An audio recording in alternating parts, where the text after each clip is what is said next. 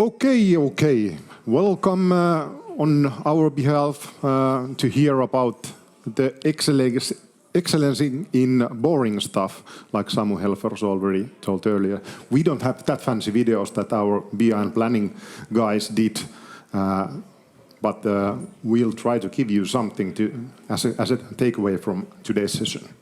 So, international readiness and growth readiness, and mostly on the point of view of CFO's finance team admin. I took with me a wingback. Always with outsourcing services, you get, instead of one, multiple guys, multiple processes. And Mikko, please introduce yourself. Thanks. And yes, my name is Mikko Ryömä, working as a development director here at Staria. And I've been here with Staria close to 11 years already. December will be 11 years, and 7+ years helping companies take over the world. So using NetSuite and the global accounting services and helping them expand to new regions and centralizing things and figuring out the processes. Thanks, Mikko. My name is Joonas Sipola, working as COO at Staria. CFO tasks earlier for multiple years. While I was writing this, I just thought that I'm quite old already, if I'm 20+ years in international finance reporting. But let's go ahead. So first, to set up a bit the scene on different levels of internationalization. So of course, there are some of you might be local, still not acting anywhere in a global presence. Many of our customers approach us already in this phase. That they are already looking for global business potential. They might export some products or licensing their IPR abroad. Most of the contacts we get is on this phase. Once you already took a step of you across the borders. You probably had sold your business as a franchise. You might have a joint venture with some other local actor, or made a direct investment, either by setting up your own branch or entity or acquisition. Today, most of the keynotes have been from this, being there, done that stage, where you already start to talk about the level of internationalization and the KPIs on that. So you always mention in the lunch discussion how many countries you operate in. This many percentage out of the sales is international.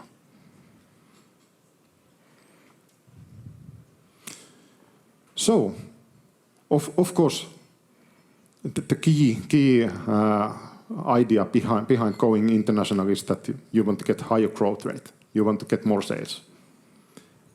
And there is always the other side, the risk part. We as a Finns and finance professionals, we like to talk about the risks and negative things. So these should be the topics for today. But still, the COO role, I'm actually enjoying nowadays on these fun parts. So I moved over to Sweden to grow Staria's business there. So Staria already has been in Sweden several years, but we are looking still for new accesses to new markets.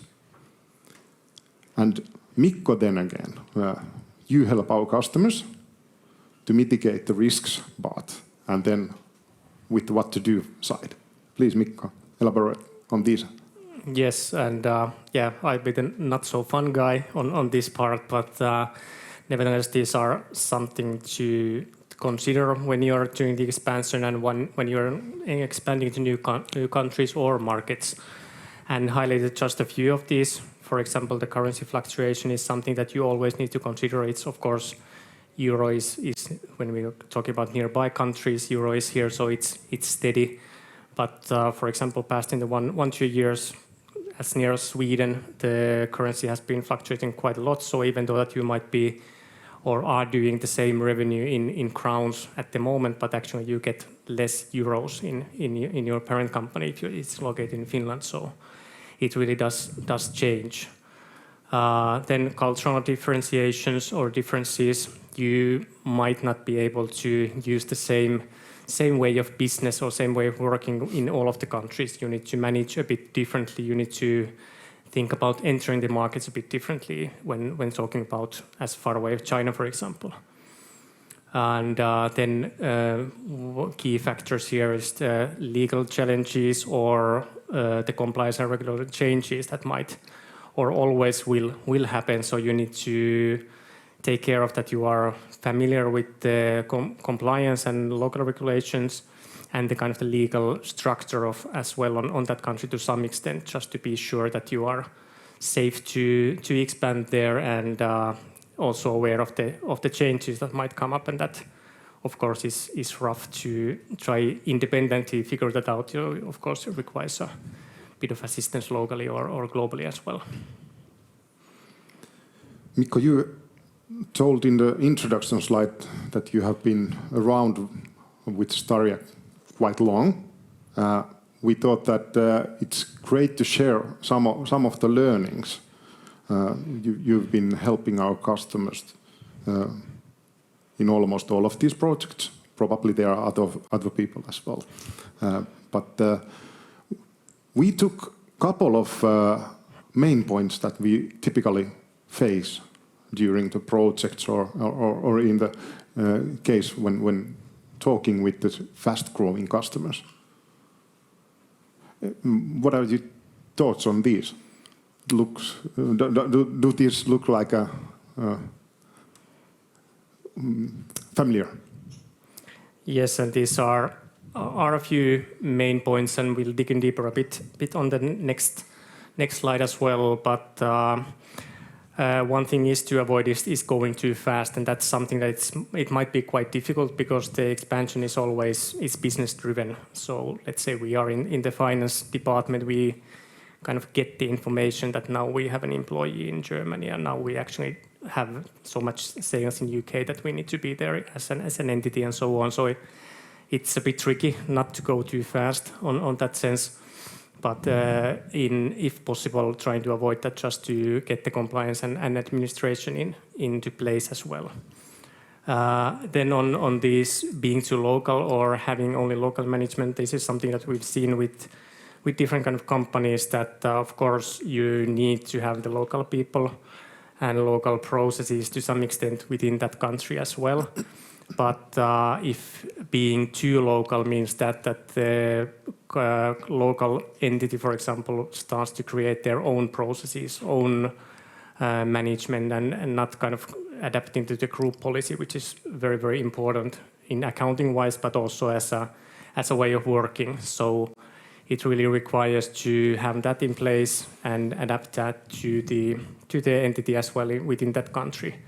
And when on the expansion part, we have the direct investment, setting up entities, but also acquisitions.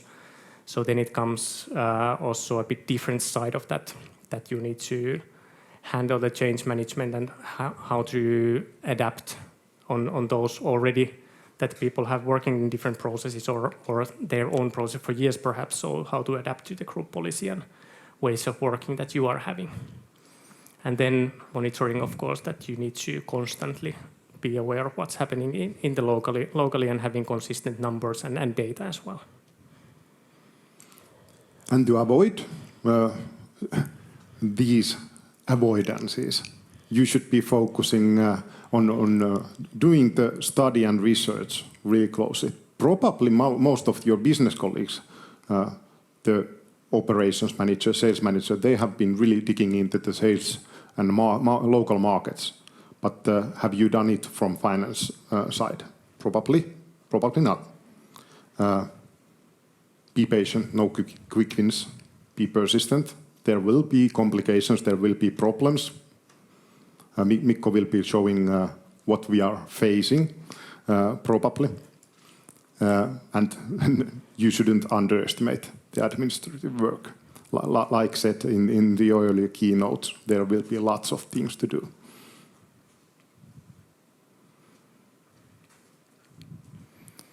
Yes, and digging a bit deeper on the going too fast, what it causes is that the admin processes or the compliance don't follow the pace, and that might create the situation that you need to start fixing things when you are at full speed. And we, I believe, all know that it gets more and more difficult the further away you go, and the speed keeps picking up. So when possibly not going too fast, a bit of time in the beginning can avoid lots of time and money in the future steps as well. And not investing in localization, this is a two-way street of being too local but not investing on the localizations. It's a kind of a balance act on that sense.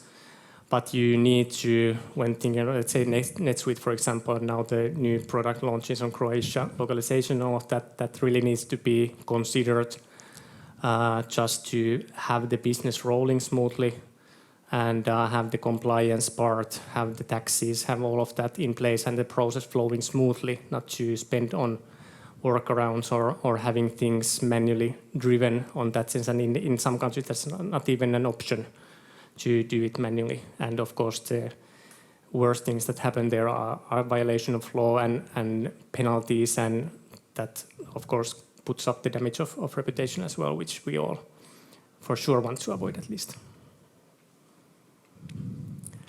And this is something that it's very, very important that we've seen, and a bit repeating, but the group culture really needs to be in place. So whether you are a company that is not so international yet, but expanding new country, you need to set up the group policies a bit, how the company will work in that country as well. Or if you are been there, done that, then you need to adapt the created group policy already to that country as well, just to make it work, because then the countries or the organizations locally will start to create their own policies and processes, and you get further and further away, and it creates difficulties on the steering from the group management side and reporting as well. It might not be anymore that consistent because you don't have the actual effects on the local level. And then the continuous monitoring and evaluation, you need to identify the problems that there might be, and that's something that the problems, if they are not identified, that gives you an issue, or of course those are identified a bit late. So further and further away you get from the local perspective, you are always a bit too late, perhaps on that sense. And the data management, just to have consistency, to dig in deeper also on the local level. If the processes and data is different per each country, it's very hard to compare where is things going well, where is not, and how those are compared within the markets. So quite a lot of things to thought before going international. Quite many already you know these, but some of you might be thinking, okay, this many things I have to take into consideration. And, well, how long does it take? Where to start? Mikko, these are some really general thoughts on the topic that you have been working with for 7 years. Yeah, and had a good lunch discussions as well on the same topic, and maybe on some of the timelines might be even too optimistic on a general level on these parts, but highlighting a few important points there. On the process of entering a new market, you need to have a partner for establishing the entity. In some countries you can establish from the parent kind of independently, but not recommended because you will easily miss something. Finding the good partner for that, or using Big Four, for example, which might be a bit more expensive than the other options. And it takes as well as the partner for the accounting and payroll, which is even more important because it's running continuous things that will happen in the future, to have proper kind of RFIs and RFPs to interview different kind of providers, and at the same time think what is the local process, what is only the way of working, and who can adapt based on your set group policies as well. And on that sense, the accounting and payroll maybe is kind of a business line that the language barriers might come into place in more often than in some other sales related, for example. So it's not an obvious thing that in some country you can get the service in English at all, or it might be just a few persons within that company who can communicate in English, which of course builds up a bit of bottlenecks in different places, and you need to agree on the responsibilities, do the contract, and so on. And at Staria, for example, when we negotiate with the new country and new partner, it takes a couple of months that we take time for that, and we interview tens of different partners just to ensure that it's correct, and that's basically something that everyone needs to do. Sometimes you hit from the first go on the first call, that's a perfect match, but that's not maybe something to trust for too much. Then on the opening bank accounts, that happens when you establish the company. So that's then coming to decision whether you have a global or local bank account. In some countries, you need to have the local bank account to certain purposes, tax payment, pension payments, and so on. So you cannot just have only a global bank account. Integrations, how to work with the payments in practice when you centralize things or take in the HQ or centralize services, that how to have accesses and how to manage the accesses and web banks as such. And this also web banks brings out the language barrier perhaps, because you need to have a mental note on that when you choose a bank, you need to also make sure that they have an English version of the web bank. It might be a bit tricky to work it in Italian, for example. And then the things really start. Someone from Framery put it really nicely, that setting up the systems and processes and having the timing for that one, you really need to start figuring out the processes, and those might evolve, of course, after time, but you need to have a starting point, and the starting point would be the global accounting policy, that you are having a global policy on your company or group. And if you are new to the expansion, of course, then you need to create that one on that point. But if you already are been there, done that, then you just start to adapt that processes. And that requires, of course, if you are working with local accounting softwares, local providers, that might be tricky to match in that on total. So the decision on global accounting software like NetSuite or ERP or local. And local might be a bit faster to implement, but you need to kind of take back a bit on the processes and visibility, because usually you might not even have the access to the accounting system and see the figures in detail. You then get the monthly Excels, which you consolidate in the month end and hope that everything is clear. Accounting, tax law, employment regulations don't differ a lot in those countries, so taking time to figure out and on your line of business which are the important things to consider, and might be needing a local director kind of officially, or that can be in some countries purchased as a service as well. And also some countries might need a local ownership to that company just to be able to run it compliantly. And this is something that setting up the systems or software and processes and creating the understanding, we put a big span of timeline, 1 to 6 months. Let's say, it's natural for us to use NetSuite as an example, and if you are using NetSuite already and adding up a new sub and adapting the group policy and group accounting processes there, it's 1 month plus. But if you need to build out the ERP and build out the processes and all of that, then it's easily 6 months that you need to prepare for the time. So whole timeline is 6 months in best scenario, easily when you are trying to do it on your own, and up to a year easily. And the bank account stuff is something that you most likely will be too optimistic on how quickly the bank will be open.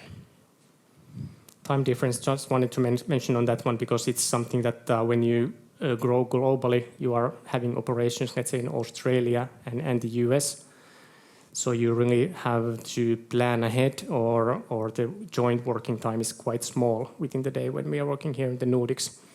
So it's something that you really need to consider as well, versus the centralized services where you're working at the same time zone, so having process running constantly without the delay of the time difference. I could talk about this whole day, but let's... Yeah, we thought that maybe this is the only slide that we should take for 45 minutes. But still digging more deeper. So something will go wrong.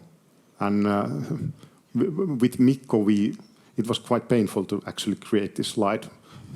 During the 20 years I've been setting up businesses in 16 countries and running those. So quite many of these are in my history as well. The bank account. It takes a lot of time. And what to do if you don't have the bank account? Well, you don't know. You cannot pay the salaries. There's the sales guy, made the deal. Business is running, no salaries. You pay it out from headquarters or something like that. Borrow from your local dealer. How do you pay invoices? You don't have the bank account. You pay it from headquarters. They don't have local... Even to Sweden, a couple of years ago, it was really difficult to pay with IBAN numbers. Or how to invoice, where do you get the money? So, and the ownership, who will be the owner in a local company? What is the board of directors? Do you have to name a local person? Where do you find one? Can the sales director be the trustworthy guy there? You have to travel within some limited time zone to after establishment to sign documents. Mikko, accounting and integrations. Yeah, and from the accounting, it's something that, of course, one of the biggest connections to the tax authority. That is a vast area to think about on that sense, because it differs from the countries and the level of how mandatory things are there to have connections, or if transactions, sales or purchase needs to flow through an official tax system as such. But that's something to also build out, and all of these for the accounting part, the connections or the bank account that is missing, all of that, you need to start figuring out workarounds. There are of course those, no worries on that, but it will burden the process quite heavily, and then you need to start not just managing the process, but managing the exceptions and kind of have that all of that in place. Transfer pricing, maybe no workarounds on that. That really needs to be in place when you are working with the subsidiaries there. And then once again, the local ways of working. So you really need to build an understanding on how things work locally, and what things are mandatory, what are the things that in that country things are just usually done that way, but it might not be the best for you. So kind of having the difference of mandatory things and then the nice to have, so to speak. So making the not making you adapt to the full extent, but have the process adapt a bit on the local ways of working, but just enough on that sense that it doesn't get that you have you operate in 7 countries and you have 7 different processes. That's not aim for on any company. Then on the integration, so most companies on the international level, they have their maybe own backend systems or different systems to integrate Salesforce or such, just to have the sales running or different kinds of things, and you need to have the process flowing with those as well. When operating with, once again, with the 7 different countries and 7 different accounting softwares, it's possibly not reasonable to build out an integration for each of these systems. So once again, you have a process and that will differ based on the country as well, because the data needs are a bit different on the countries. So then on one system, one process kind of helps out that you only need to think about the global level. And same comes with consolidation. That's always a pain point. The most use cases that you receive exons in each of the country, each in different format, each with different chart of accounts. You start the mapping, you consolidate and start to figure out how the booking policies have been going within each country and trying to kind of manage those. And the changes are quite difficult because every process change you need to communicate to each of the countries separately and ensure that those are also adapted. So the more international you get, the more difficult the changes get if you are working with the multiple partners. We got a question in earlier keynotes that what is the most difficult country and what kind of special things might have happened during the journey. So, Mikko, you have created us a non-official opinion list on the topic. Yes, and this, as mentioned on the header as well, non-comprehensive. So there are lots of other countries on the easy parts and also to the more focus, but sort of a few and listing a few. I start with the more focus needed just to end up in a positive note, not only being the bad guy here. So a bit of listing on the more focus needed on the countries. Not necessarily that they are super tricky on that sense, even though some of they basically are. But the main connection here with these countries are that basically the kind of the regulatory environment and business environment and more language barriers you will face in these countries. And let's say, for example, Eastern Europe, there is lots of the tax system is evolving a lot. There might be a lot of changes coming up within those countries. In Italy, what really needs to be considered is that the employment law is very agile, perhaps to say, because the union agreements might be changing on a monthly basis, so you really need to be up to pace on all of that. And of course, China that the foreign transactions and all of that, and it's more regulated. Nevertheless, kind of the transaction itself, that you need to consider the processes and how to operate within that country and how to get the place to operate in those ones. Same goes with India as well, that it's a vast country, and someone mentioned previously that in India you have 20-30 different languages, so how to manage all of that within the different regions. And Thailand mentioned here as one example as well on that sense that some fields of business are purely reserved for local people. If you come as a foreign company, you need to actually have a permission from the government to be able to operate in that, or have a more than 50% of local ownership within the company, which usually comes out of the question as well when you are as a group company. But then coming on the easy ones on the listing, and this kind of joint factor here is that it's more business friendly, and it's more similarities, even though that they are geographically in many different places, but the business environment and such are very much the same. And Nordic countries may be a bit obvious, and also for us, of course, it's as we are here, but very much similarities within these countries. Singapore, it's when seeing Asia as a whole, which is a vast area, but the Singapore is many times used, and a good place to use to get access to the Asian markets, and it's very very business friendly, and language is in English is very fluent. UK, Netherlands. Even though due to Brexit there's kind of affected on that sense, that it's a good place to establish business and work with.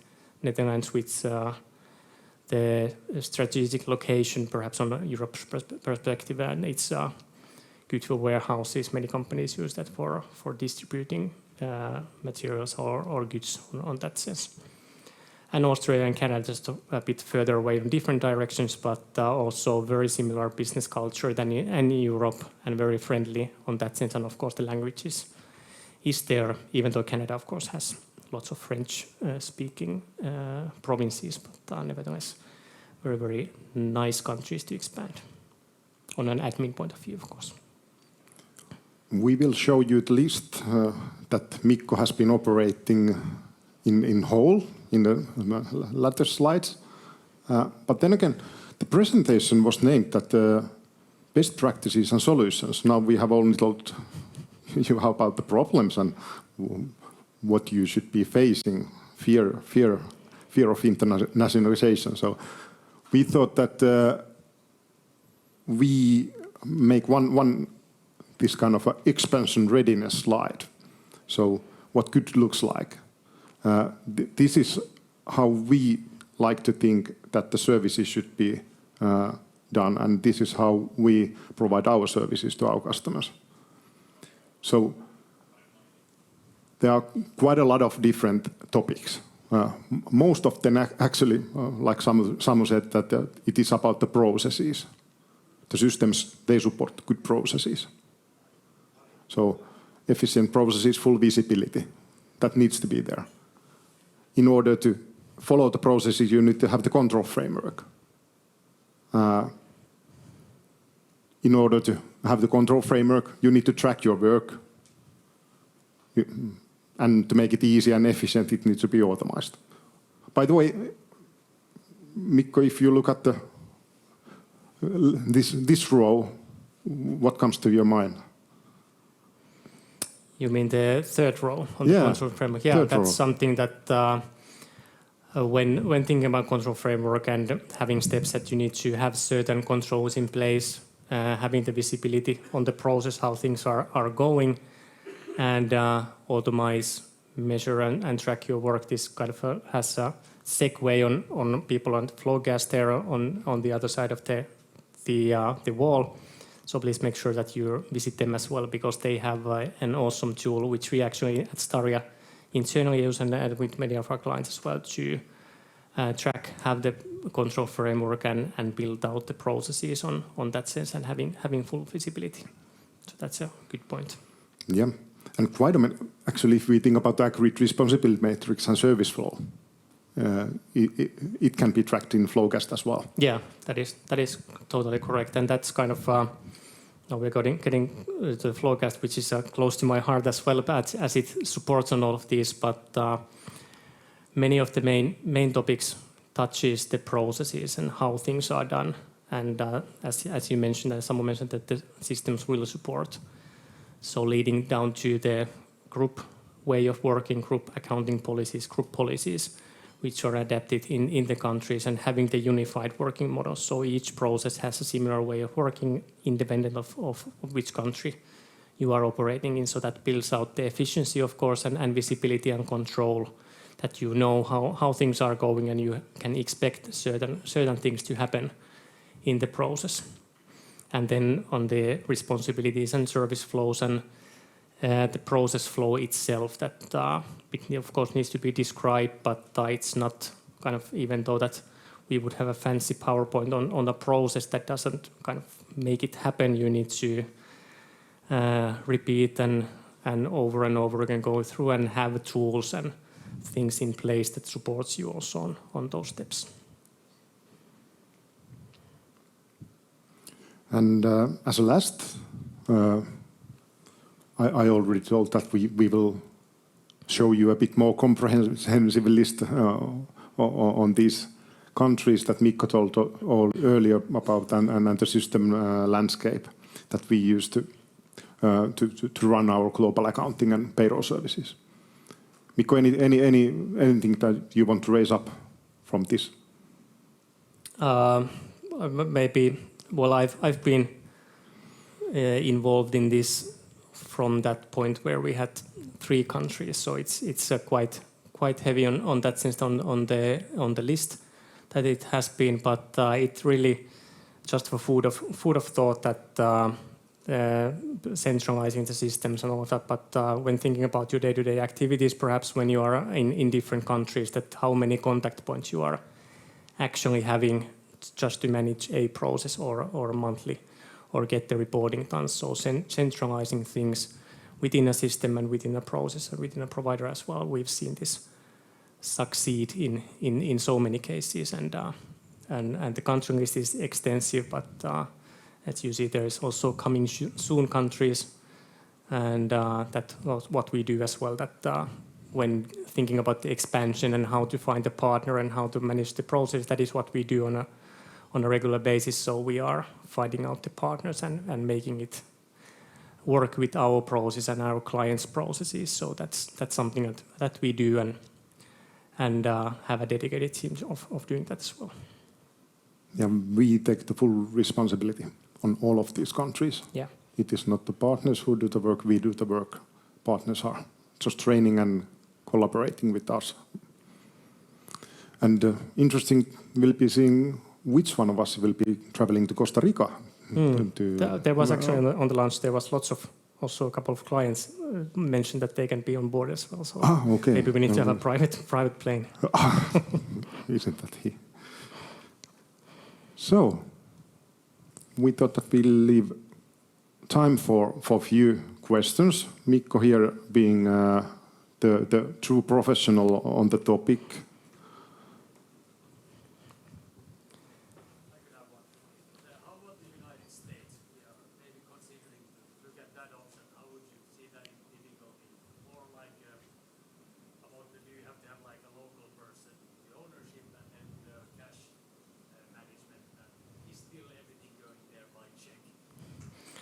Good question. So on the US, just to rebuild on the stream as well, that on the US market expansion and local management and cash management part. So yes, US is something that we do for loads of clients, and as a market, of course, it's some compared to Europe because there are all of these states and all of the state taxation that you need to consider depending how vastly you are selling. Checks are used, but it's less and less. Basically, the business transactions that you are actually doing, you can talk about wire transfers, but it's basically a regular payment, and it's the web banks and all of that are something that we can recommend some banks that we have been working with the clients as well, just to make it easier in that sense. And on an ownership wise, it doesn't require to have any local ownership or even actually a local, if I'm not completely mistaken, but any local director kind of officially being there. You can run the business from abroad and having the ownership completely abroad. And then many of the clients also have just basically sales and support organization within US, and then kind of building up from that.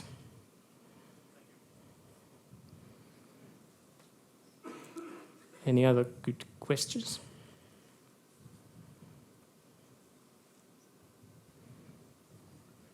Please.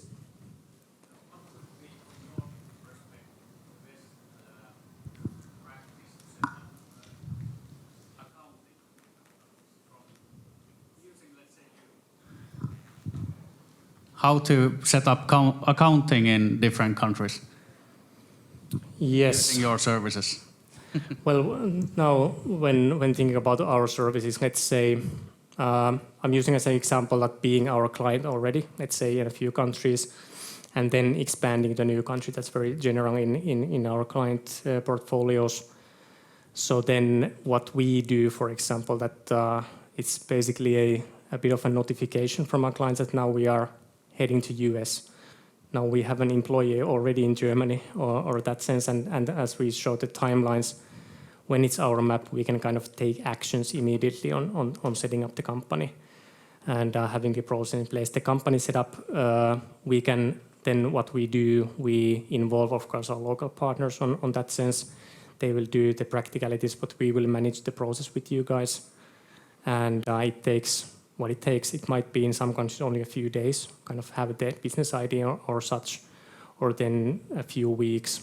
The most time it takes is that you need to collect a lot of documentation on the company and on the persons responsible for the company, starting from birth certificates and all of that. So you need to, it takes maybe the most time to collect all of that information.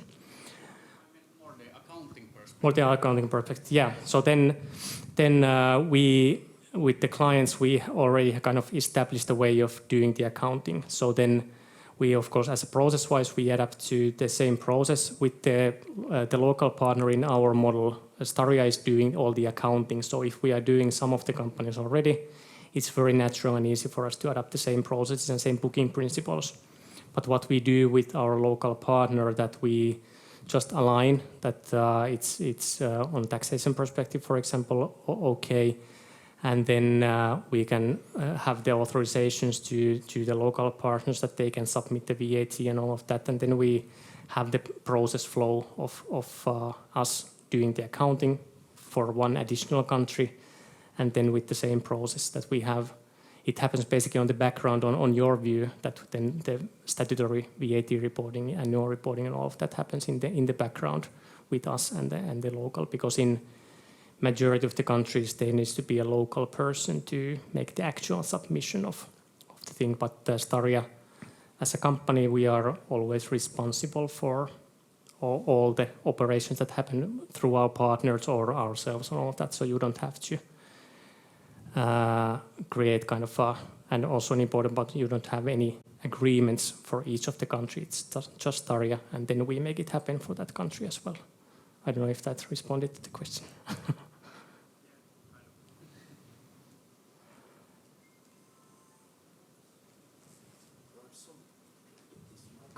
Yeah, some questions actually via the live stream as well.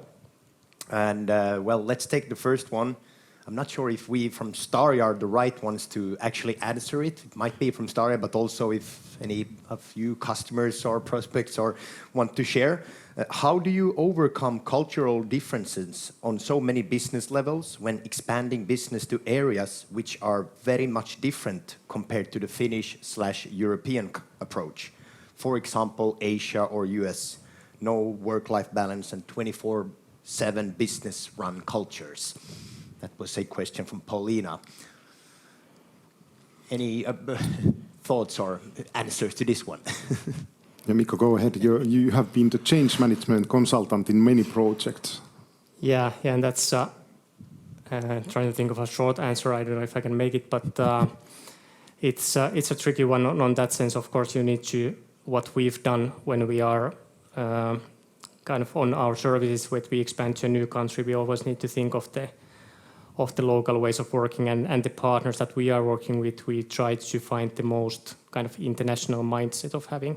But it is true that in, let's say, Japan, it's working culture is totally different than is in our, also the hierarchies and all of that needs to be just acknowledged how it happens. But in practice, nevertheless, of the culture, it comes down to, once again, to the process. So you really need to agree. Some countries you need to agree kind of very, very detailed just to have it clear, and they can work with the instructions. And with some countries, it's kind of more open, that you can just kind of describe and the process will work. But more detailed you go, the more you ensure that the process will work as well. And of course, the behavior and manners and all of that, it's something that we also try to inform our clients as well on some occasions, because you need to have certain kind of email communication within some countries and certain kind of behavior on the meetings as well.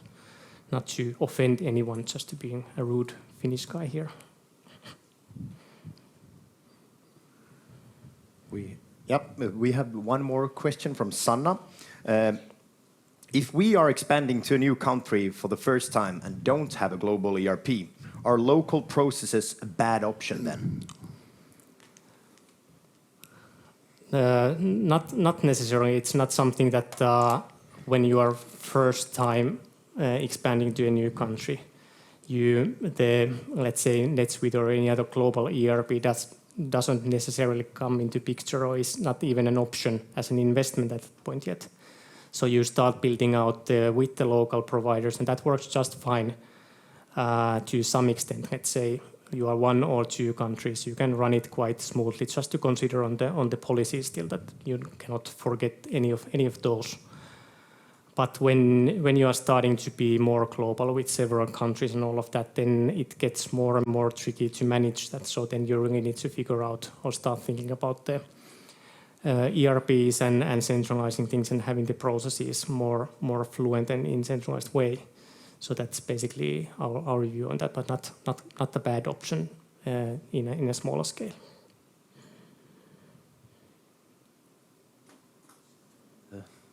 Stream, if we have any more live questions.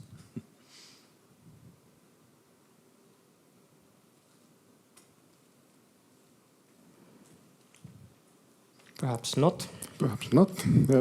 Do you, Mikko, want to give one key takeaway for everyone here? What should be done in order to be growth ready? Oh my God, that's choosing one of those. I think you kind of, on that sense, you need to be prepared via the processes. When you have the process, because that includes the policies, that includes the systems and all of that. So prepare the processes. So then you can scale, you can expand more easily than you are really ready.